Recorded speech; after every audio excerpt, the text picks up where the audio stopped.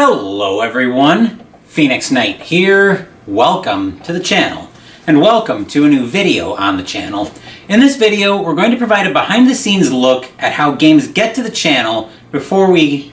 Actually, there's not going to be gameplay in this video. I was looking at an old script I was working on. There's a lot that goes between a game initially catching my eye and eventually getting to the channel, so this video is going to provide some insight into the process. With that, let's start by moving over my shoulder.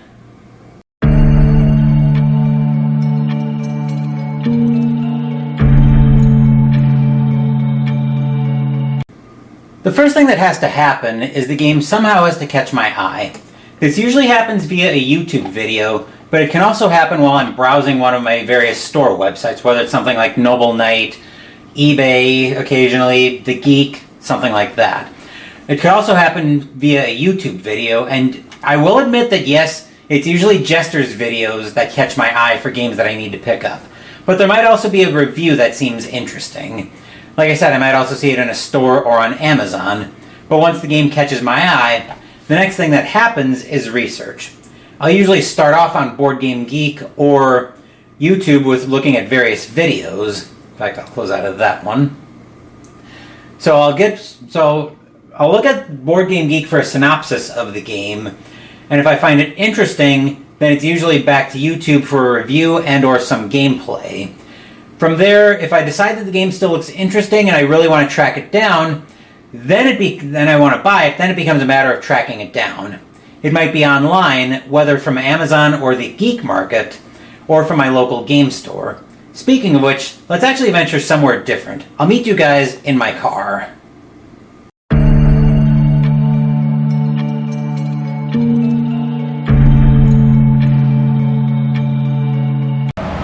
I know I said I was going to meet you guys out in my car, but this will give us the same result because I couldn't get the shot I wanted from inside the car.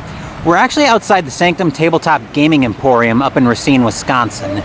This is one of the main stores where I source my games from once I've decided that once it's gone through the initial research stages where I've decided I like the game, I'm going to purchase it, so this is one of the first places I'll come to in order to try to get a hold of the game.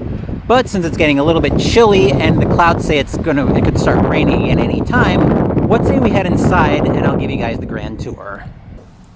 When you first walk into the store, you'll see all of the classic games immediately to your right of the store. It won't be long before you're greeted by the counter staff, who 70% of the time will be one of the owners, either Zach or Janet Pawlowski. I probably made a mess of their pronunciation of the last names, but believe me, there's a lot worse things I could have made a mess of than pronunciation of their names. They're probably glad that I'm not making a mess of any of that. As I cast my eyes out, I also see that they've got the store decorated for Halloween, along with an event calendar, and a very unique IT display wall. I guess in a past life, Zach used to be an IT administrator for the Racine School District, wasn't it, Zach? Private schools, but yeah. Right. I knew it was somewhere in school land, I just didn't remember where it was. Yep. But we'll get out of his hair since he's doing inventory stuff, and I'll continue giving you guys the grand tour. They've got some of their featured games, which given the Halloween theme is not at all surprising. We come over here to see legacy games, along with app-based games. I've only played one app game on the channel, and it didn't really go too well. I think part of the problem was just that I was going back and forth to the iPad so often. Coming over here brings us over to the card game section, where we've also got a special section dedicated to deck builders, like your Star Realms, your DC Deck Builder, stuff like that. Kids games line the wall over here.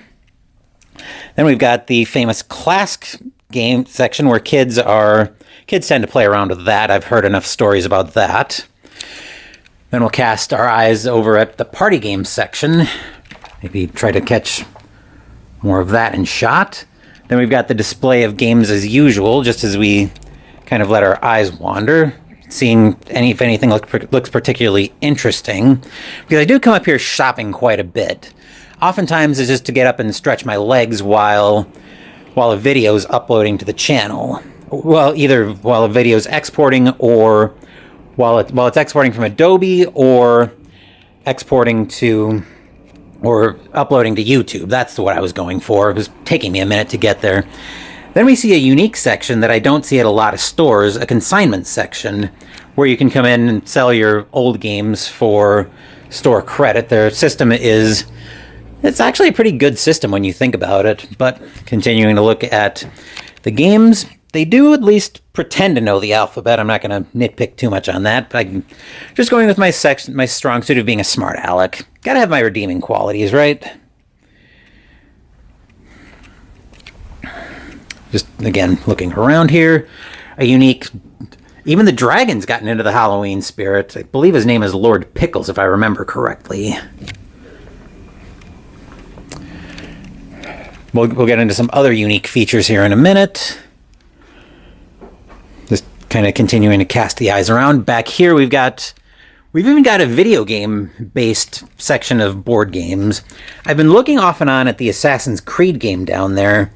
I never was really the biggest fan of Assassin's Creed in the video game world. I played through 1 and a little bit of 2, but I never really got into it after that. I think it just went too many games and there was too much lore to sink my teeth into.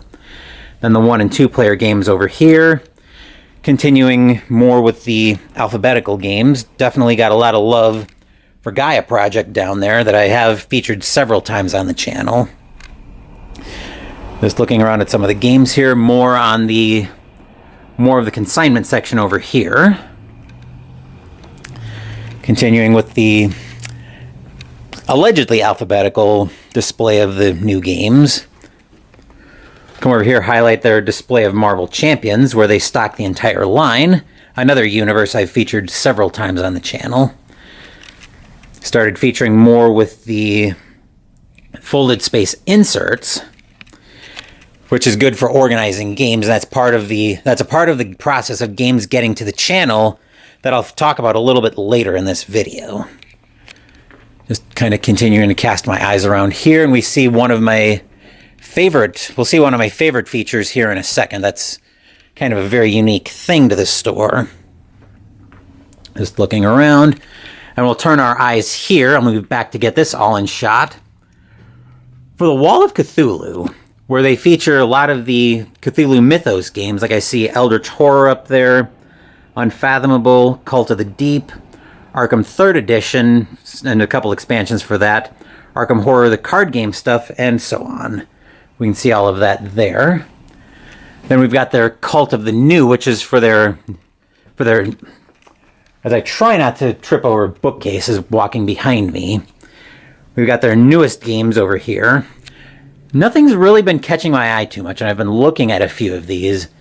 But let's go ahead and continue with the grand tour of the store. We'll see something I kind of glossed over. We've got a little bit of silly games up here. Then I kind of glossed over a little bit, but they've got, looks like Battle Terrain out here for some of their mini-based games.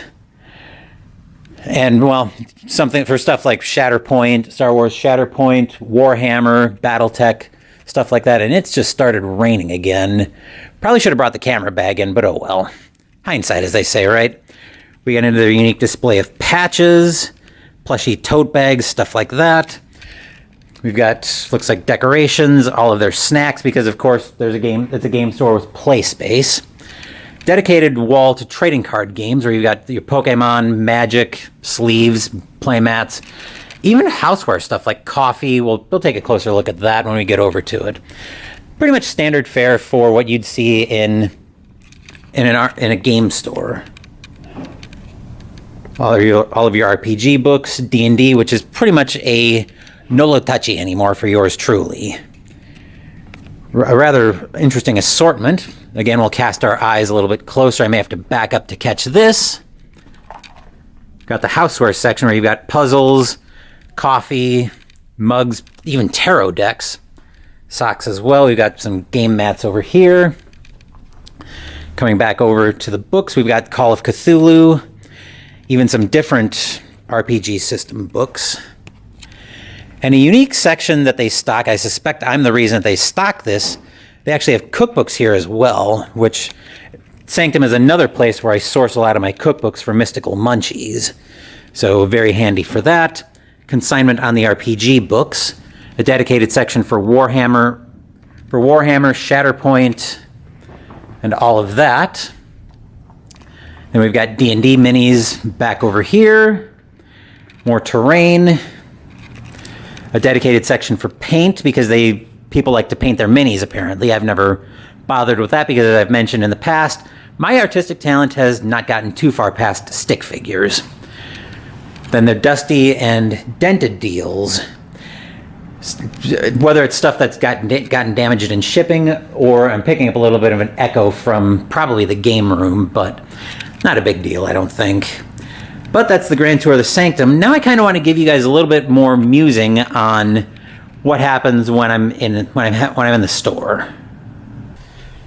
It is very rare for me to walk into either a store, or even if I'm doing previous research on YouTube or Board Game Geek, it's very rare for me to see a game for the very first time and immediately decide, I've got to pick this game up. Usually it's going to take me quite a bit of research before a game is ready to hit my collection. If something is an instant buy, there's usually mitigating circumstances behind it, whether it's something like a designer I like, or a universe that I'm really into, or if I'm playing it for the first time and I'm really enjoying it. Then if I'm playing it, I'm able to usually get a hold of the rule book and see, okay, this has got a solo mode to it. Looks like it's going to play really well. So even when I'm sitting at the game store, I'll have my iPad with me, and I can do some research on how the solo mode works for that game. And if it looks interesting, and if they have a copy of it, then I might be more likely to grab it. But as I mentioned, very rare for me to see a game first time and then immediately pick it up. So that was kind of my musings on the Sanctum. If you're ever in the southeastern Wisconsin, Chicagoland area, I encourage you guys to drive up here and give it a look. With that, I think we're pretty much all done here. So what say we meet you guys back home?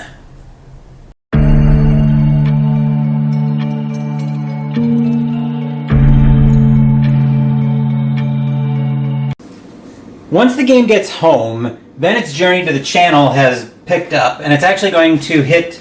The next part is going to be the unboxing. If it came in as part of a delivery, then it'll actually be unboxed twice, where I'll unbox it as part of a delivery product unboxing. Then later on, we'll go deep on the product and see what's actually in the box. Admittedly, I was a little bit skeptical on the delivery product unboxing. I was doing them for a while, just kind of, I don't want to say going through the motions, but I kind of was going through the motions. But the deep unboxings can actually serve an important purpose, and I chose this game and this copy of the game for a reason. So if you remember back in June, actually I think it was like May, June, somewhere in that ballpark, I actually picked up Hornet Leader Carrier Air Operations from Noble Knight Games, and this was the first copy that I got of that, which ended up being a total mess.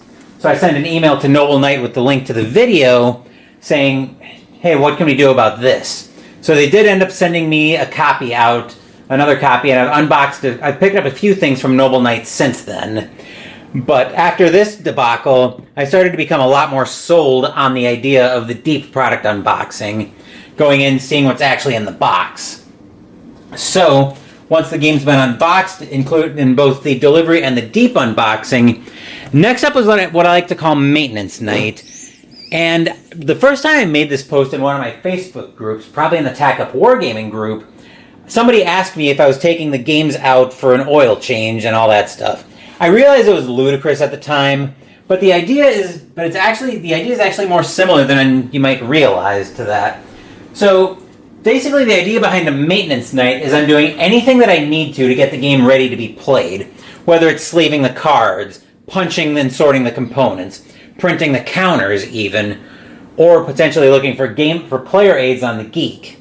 Anything that goes into preparing a game to be played, that's what the maintenance night is for. After the maintenance night and I think everything's ready, then I actually finally play the game for the first time, where yes, there's obviously a desire to play the game as correctly as possible, but assuming the first playthrough isn't necessarily about getting into the channel at that point. The first playthrough is more about, do I actually like the game and can I make heads or tails of it? Assuming that the answer to both questions is yes, there's another question I'm kind of evaluating as I go through it. Will it make good content? There are some games that I like, but they're just not good content, whether they're very small, or potentially in the other direction, very big, where it's hard to get them in shot. So once I figure out that a game is good content, and I want to get it on the channel, then I play through it again another handful of times, usually like another 1 or 2 more times, just to kind of figure out the layout where I'm looking at it, at the game, and I'm like, okay, I want this here, or I want this there, or this can be off shot, that kind of thing. Just making sure I like how everything looks when it's on camera. Then once I've got everything set up, then it'll get into the schedule. I'll find stock media for it, and finally, at that point, the game will hit the channel. And depending on what I think of it, and depending on what I think about it, it might hit the channel repeatedly if I've got a use for it. And I should have mentioned one other thing that I look for when I'm playing a game toward preparing to get it on the channel is the flow of a game. So this is where I'll want to know, okay, how does it flow? Are there natural transition points where I potentially am going to be using a lot of camera cuts, or is it going to record more as what I call a flow? What I mean by that is, am I going to have the camera on for a long period of time? Because one thing I've learned about my camera as I've been using it is it likes to last for about 20 minutes of continuous recording before it shuts off. So if a game's flowy, then I need to know that so I can build in for the potential camera breaks where I've got to turn off the camera on occasion, just to kind of let it catch its breath a little bit and then start up again, which will come in post-production, which will come into play in post-production. So that's everything in terms of preparing the game. There's obviously the recording of it, so now we're going to move back over my shoulder once we've actually recorded the game and gone into post-production.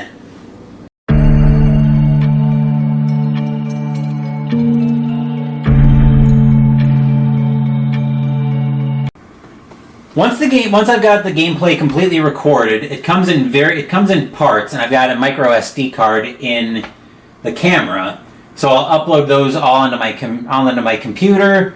Then I'll copy them over into Adobe Premiere Elements, and I'll usually spend, depending on the video, I could easily end up spending the rest of the day in post-production, getting the video ready, making sure everything's all set, and all of that good stuff. So once that's all done, then obviously the video gets exported and uploaded to YouTube, and that's the process of a game hitting the channel. So let's bring it back here to wrap this video up.